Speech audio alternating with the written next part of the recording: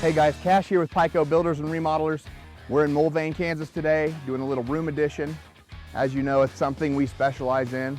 But if we pan over this way, you can see the existing home. It's probably, I don't know, 2,500 square feet, 3,000 max. But if I step away and you can check out this foundation we just poured, it is going to over double this house in size. There's not a whole lot of other people that would have messed with this project. It's on a floodplain.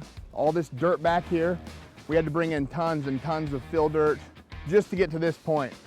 You put in the fill dirt, you get out of floodplain, and then you move it all out after it passes inspection. But now we got to the fun stuff. Today we had barren concrete out. They were like an absolute symphony. They brought 3 trucks, in, out, 20 minutes, done.